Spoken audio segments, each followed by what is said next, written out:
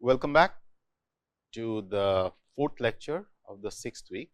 So, last lecture we concluded with the basics of the botulism and how this toxin is generated by Clostridia, which is an anaerobic bacteria. And interestingly, when this spore germinates in anaerobic conditions, they generate the toxin.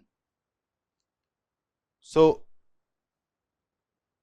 I concluded the class highlighting the fact why it is so challenging that even if you detect the vegetative cells of Clostridium, does not necessarily means you are detecting the toxin. Toxin will only be produced when the spores will germinate in an anaerobic condition. So, they can last, and these are extremely heat resistant spores. Now, today we will be talking about this class title as the Botox therapy, what really Botox therapy is, and the neurological role of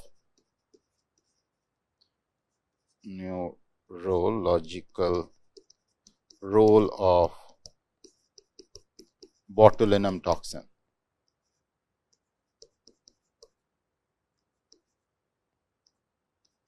Okay, so how really botulinism or botulinum toxin works?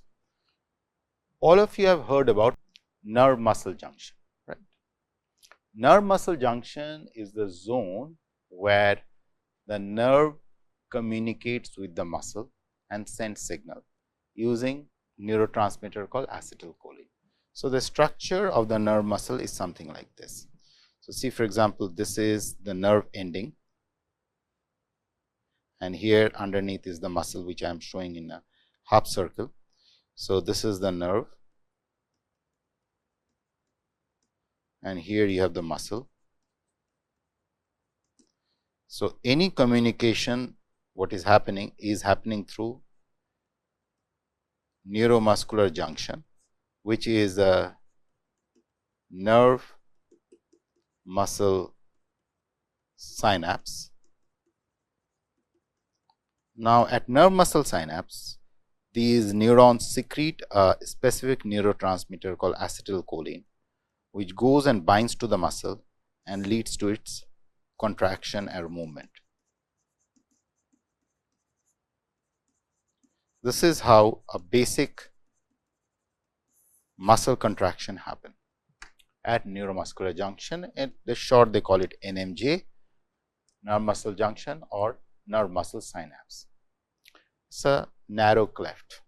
So, all our muscular movement, any movement which is happening from the neuron which are coming from the spinal cord and innervating or forming synapses on the muscle, and the signal which is being given by the nerve leads to the contraction of the muscle.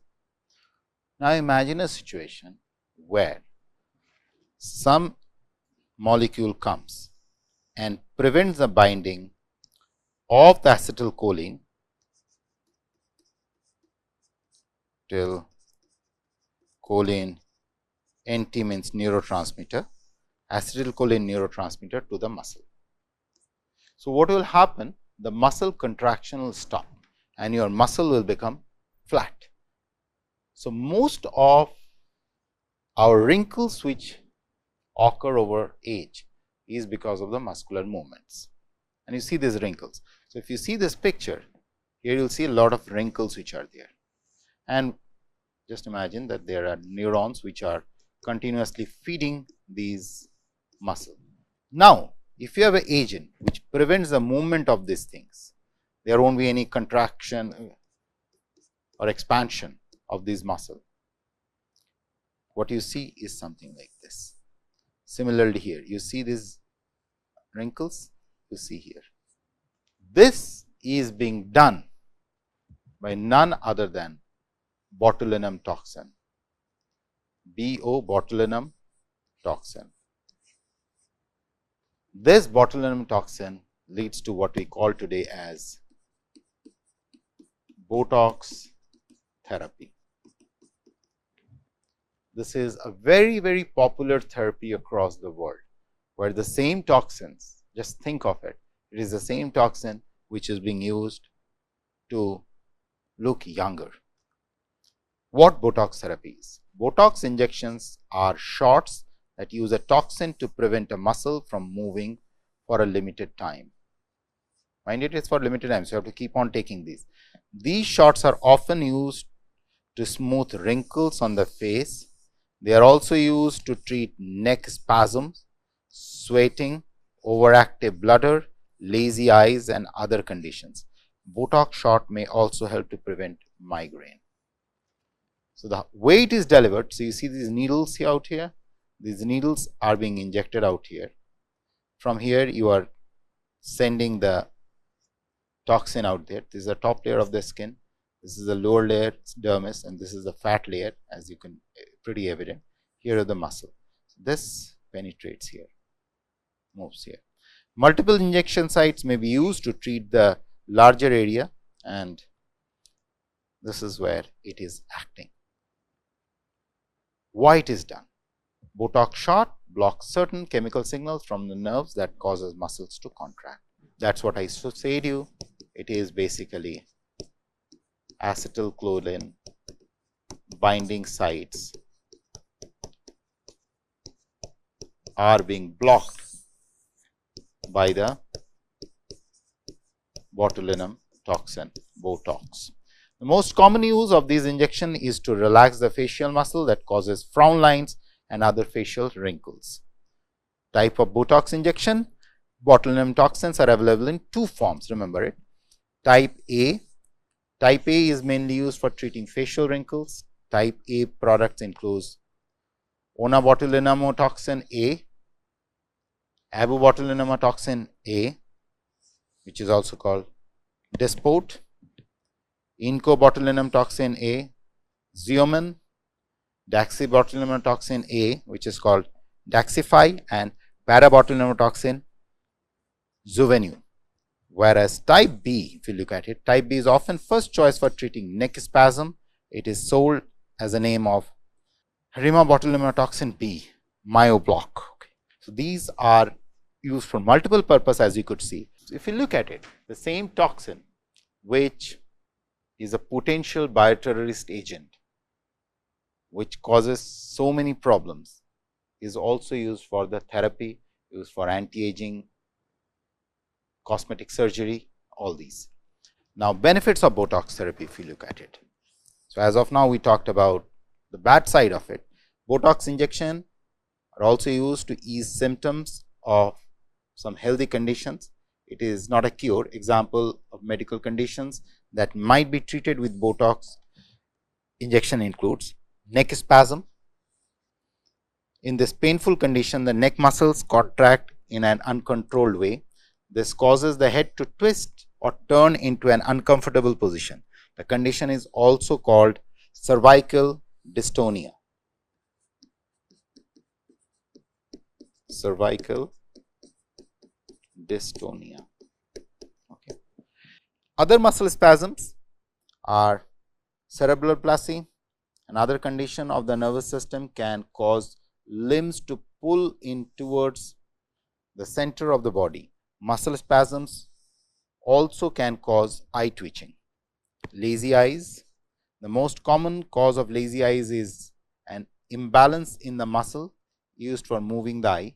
Lazy eyes, also called crossed eye or misaligned eyes. Sweating.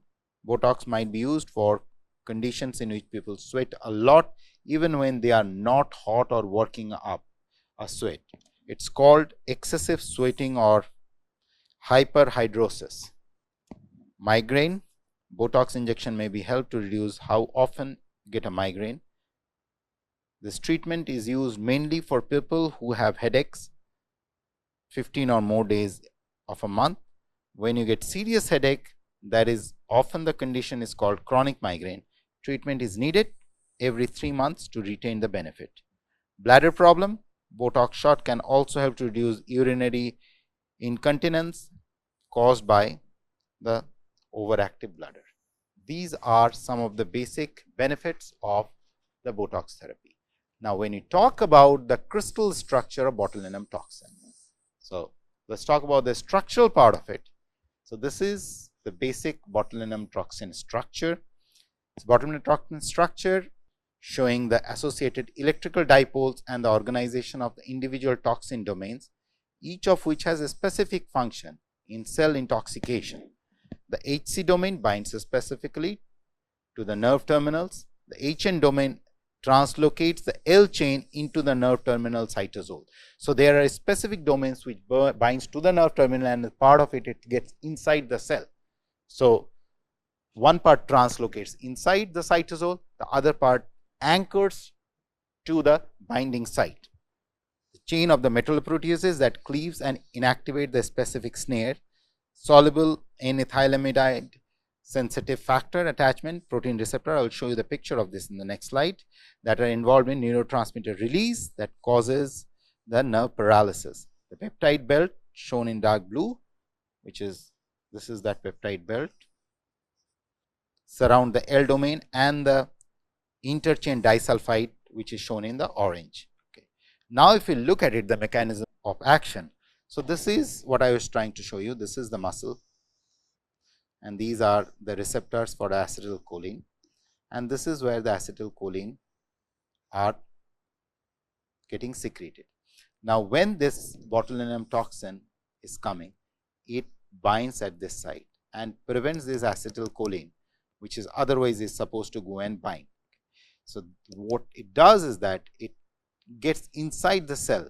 Botulinum toxin binds to the receptor and endocytosis, and these chains completely destroys these molecules which are involved in secretion of the acetylcholine, which I was trying to mention in the previous slide. HN domain translocates the L chain into the nerve terminal cytosol, and the L chain is a metalloprotease that cleaves and inactivates specific snares and the protein that is involved in neurotransmitter release. So, these snares are being cleaved by this toxin. Once they cleave it, so this nerve terminal is no more capable of secreting the acetylcholine. So, there is a macroscopic changes, which is gross muscle atrophy, which could be figured out using MRI, weakness and decrease of spasticity, increasing the range of motion. Microscopic changes, denervation, lost or damaged contractile elements of the fiber, which you could see as I was mentioning you. Molecular changes, these protein snares are changed, acetylcholine release is blocked, and upregulation of the inflammatory and fibrotic pathways gets activated. So, botulinum toxin type A mechanism of action, BONT heavy chain is shown in green. This is that heavy chain which is shown in green, and the light chain which is shown in yellow is the light chain linked by a disulfide linkage. This is the disulfide linkage. Acetylcholine and the neurotransmitter is blocked by botulinum toxin A is shown in red dots. These are those red dots which are the effect of chemodenervation. Mark this word. Chemodenervation means chemical denervation by injection of botulinum toxin are summarized in the macroscopic, microscopic and molecular level. SNAP25, the soluble in ethylamidine fusion protein, attachment protein, is being cleaved through. So, this is where in the neurotransmitter are being prevented from binding to the muscle. So, when I showed you this picture of how the aging could be tricked is out here. This is exactly the situation. There is no further contraction. What you see, there is no wrinkle. So, this is wrinkle free. So, this is exactly what botulinum toxin does. It completely flattens it out, but this effect is a temporary effect. So, once you take it, you have to keep taking it, say after 2 months, 3 months, likewise. And interestingly, most of the European countries and the big giants in cosmetic industry, they cannot test botulinum toxin in the animals because of the animal right ethics committees. So what they try to do is that either they send these samples to countries where animal ethics is not very strong, or they look for neuromuscular junction models where they can, which are synthetic models, which are grown in vitro models, where they can test all these things. So all the big giants, if you look at it, who are involved in making cosmetics, all this cosmetic industry has Botox as one of their major product, but it needs a different setup. You cannot test this as the animal, and this is a pretty strict thing. For last 25 years, they have been all struggling to have neuromuscular junction models where they can test this kind of Botox and all other molecules. So now coming back where I was, talking about developing antibody against botulinum toxins. This is how it is being done.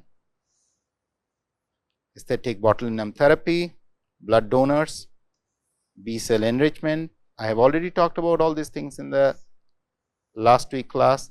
FAC sorting, plasmablast and activated B cell memories, and myeloma cell, electrofusion of these cells, ELISA screen, expansion, protein G, and the functional assay. This is the overall scheme of developing antibodies against botulinum toxin. And this is exactly the same thing what we talked about in the previous class, prior to previous class in the last week, in the hybridoma and other techniques of antibody production. So you see, the process repeats how you really approach all these things. Now I will take you to one of the very interesting biosensors which have been developed, which is a handheld biosensors. So here you have the botulinum toxin, okay, neurotoxin. Now the sensor consists of a paper based sensor, okay. So what you have here, you have the sulfur. This sulfur is a conjugate molecule binding to a peptide out here, and this peptide has a electrical part, so which is the methylene blue. Okay, so this is a peptide sequence, and the good part of this, interesting part of this peptide sequence is that botulinum toxin can cut this peptide, cleave this peptide, and these are the gold nanoparticles. These gold nanoparticles, their role is out here is to increase the electrical signature, and you have the sulfur which is conjugated the peptide with the gold. So sulfur is the conjugating molecule, so it's basically thiol which is conjugating the gold on one side and the peptide on the other side. Now in the presence of botulinum toxin, this thing gets cut out. So what happens is that initially the electrical signal was this, but soon after cleavage there is a significant reduction in the electrical signal. So this is the first paper based antibody free, this is antibody free sensor for reliable and rapid detection of toxin, exploiting their cleavage capabilities towards a synthetic peptide able to mimic the natural substrate of SNAP25. So you see how biology is coming into the play is that what they have done is out here. So I told you that this is cutting these molecules, right, these SNAPs, those proteins which are involved there to secrete the acetylcholine. So what they did is that they took those SNAP fragments and they mimic those SNAP fragments peptide, and this peptide automatically, if this is cutting this SNAP, so if you could pick up the exact sequence where it is cutting this SNAP, so and if you could build that peptide, so what will happen, this toxin will come and cut this peptide. So now the thing is that you couple this peptide with methylene blue and it gives a very high electrical signature as long as it is intact. The very moment methylene blue is being chopped off, the electrical signature goes down. That means the neurotoxin is now acting on that peptide, which is basically this is based on mimicking the SNAP structure. So this is what it has been done. So natural substrate for SNAP, the peptide is labeled with a electroactive molecule methylene blue, and immobilized on the paper-based electrode modified with gold nanoparticle. Now, as soon as it can cleave the peptide with the removal of the methylene blue from the electrode surface, the presence of these neurotoxin in the sample leads to a signal decrease. What you see, there is a decrease in the signal proportional to the amount of botulinum toxin. The biosensors developed with the selected peptide and combined with the smartphone assisted potentiostat is able to detect both the toxin with linearly up to 1 nanometer, and the detection limit is equal to 10 picomolar. So, this is where you have integrated. So, this is a classic situation of a sensor which is being developed from 0 to the last point. This is what the technology has to be: clean, simple, straightforward.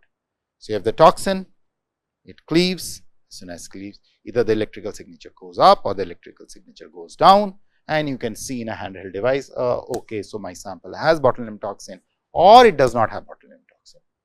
This is the state of the art of the sensors, and these are most of these sensors paper based sensors. So, they are sustainable sensors, they are green sensors, they could be buried in the field or somewhere, they will just get destroyed over a period of time by different kind of agents present in nature. So, this is the overall. So, in the next class, we will talk a little bit more about the other kind of sensors for botulinum toxin before we move on to the next week. Thank you.